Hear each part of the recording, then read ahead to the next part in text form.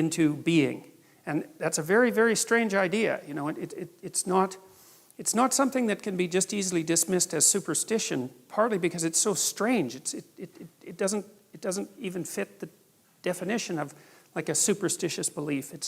It's a dreamlike belief in some sense. And what I see many of the ideas in the Bible as is these dreamlike ideas that underlie our normative cognition and that constitute the ground from which our more articulated and explicit ideas have emerged. And this one's so complicated, this idea is so complicated that it's still mostly embedded in dreamlike form, but it seems to have something to do with the primacy of consciousness. And this is one of the biggest issues regarding the structure of reality, as far as I can tell, because everyone from physicists to neurobiologists debates this.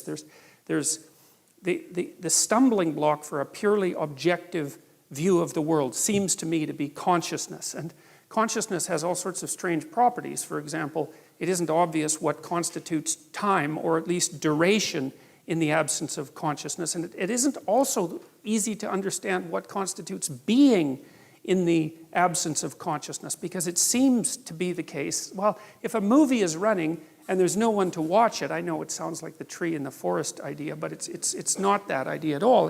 If a movie is running and no one's watching it, in what sense can you say that there's even a movie running? Because the movie seems to be the experience of the movie, not the objective elements of the movie. And there's something about the world, at least insofar as we're in it as human beings, that is dependent on conscious experience of the world. Now, of course, you can take consciousness out of the world and say, well, if none of us were here, if there was no such thing as consciousness, then the cosmos would continue running the way it is running. But of course, it depends on what exactly you mean by the cosmos when you make a statement like that, because there's something about the subjective experience of reality that gives it reality.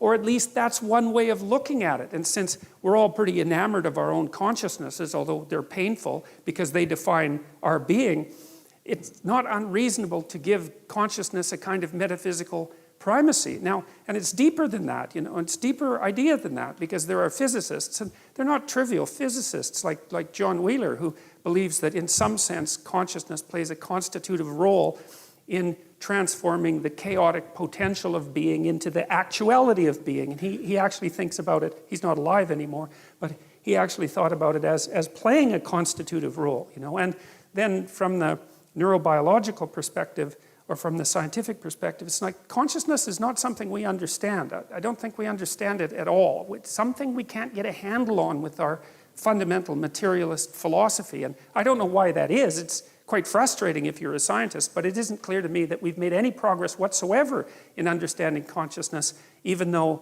well, we've been trying to understand it for hundreds of years, and even though psychologists and neurobiologists and so forth have really put a lot of effort into understanding consciousness from a scientific perspective in the last 50 years. So anyways, what it seems to me is the idea that God used the word to extract habitable order out of chaos at the beginning of time, which is roughly the right way of thinking about it, seems to me deeply allied with the idea that what it is that we do as human beings is encounter something like a formless and potential chaos. I mean, we're not omniscient, obviously, and we can't just do whatever we want, but we encounter a formless and chaotic potential. That's always what we're grappling with, and somehow we use our consciousness to give that form. And this is how people act. Like, if you look at how they regard themselves, it's how they act, because you say things to people like, well, you should live up to your potential. And you make a case that there's something about a person that's more than what is, that yet could be if only they participated in the process properly. And everyone knows what that means, and no one acts like a mystery has been uttered when you say that. And you know, you can see a situation in your own life that's full of potential. You're often extremely excited when you encounter something that's full of potential, because what you see is something that could be. You see a future beckoning for you that could be if only you interacted with it properly. And it activates your nervous system, right, in a very basic way. And we even understand how that happens to the degree that we understand how the nervous system works, because the systems that mediate positive emotion, which are governed roughly by the neurochemical dopamine, and which have their roots way down in the ancient hypothalamus, a very, very archaic and fundamental part of the brain. That responds to potential, which is the possibility of accruing something new and valuable. It responds to potential with active movement forward and engagement. And so we're engaged in the world as potential, and it looks like consciousness does that. And so there's this idea that, and this is the main idea that I think is being put forth in Genesis 1. It's something like, and you see this in mythology, like from what I've been able to gather, there's always three causal elements that make up being at the bottom of world mythology. And one is the formless potential that makes up being once it's interacted with, and that's generally given a feminine nature.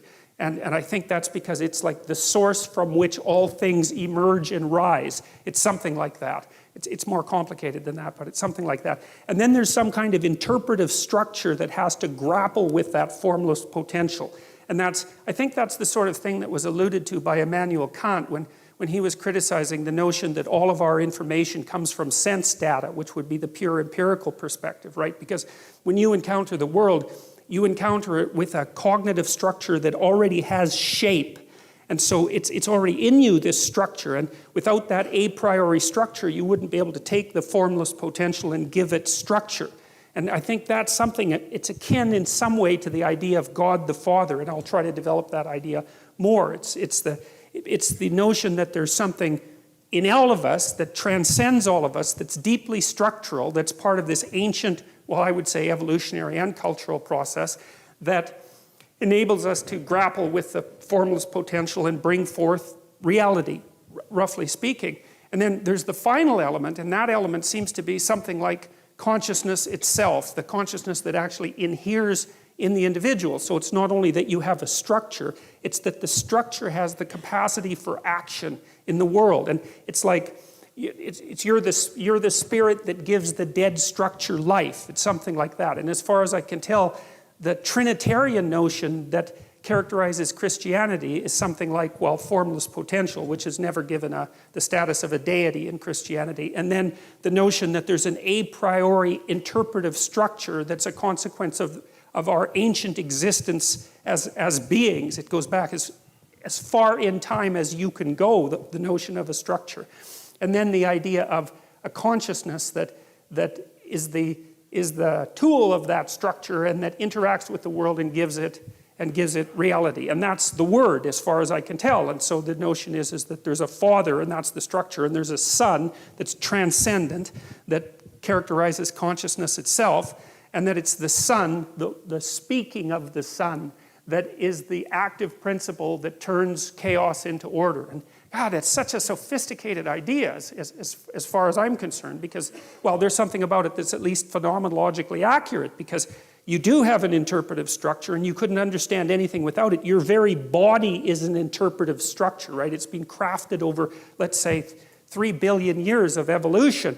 Without that, you wouldn't be able to perceive anything. And it's taken a lot of death and struggle and tragedy to produce you, the thing that's capable of encountering this immense chaos that surrounds us, and to transform it into habitable order. And then there's the idea too, of course, that's deeply embedded in the first chapters of Genesis, which is a staggering idea, you know, and certainly not one that's likely, that human beings were made in the image of God, both male and female were made in the image of God. And that's, of course, a very difficult thing to understand, partly because the God that's referred to in those chapters has a kind of polytheistic element, although it's an element that's moving rapidly towards a unified monotheism.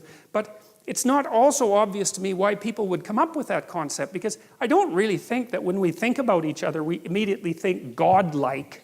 You know, the notion that every single human being, regardless of their peculiarities and strangenesses and sins and crimes and all of that, has something divine in them that needs to be regarded with respect, and that plays an integral role, at least an analogous role, in the creation of habitable order out of chaos. That's a magnificent, remarkable, crazy idea.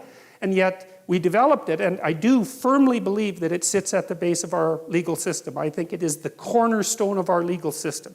That's the notion that everyone is equal before God, which is, of course, a completely That's such a strange idea. It's very difficult to understand how anybody could have ever come up with that idea, because the manifold differences between people are so obvious and so evident that you could say the natural way of viewing someone is, or human beings, is in this extremely hierarchical manner, where some people are contemptible and easily brushed off as pointless and pathological and without value whatsoever, and all the power accrues to a certain tiny, aristocratic minority at the top. But if you look at the way that the idea of the individual sovereignty developed, it's clear that it unfolded over thousands and perhaps 10,000s of years before it became something firmly fixed in the imagination, that each individual had something of transcendent value about them. And man, I tell you, we dispense with that idea at our serious peril.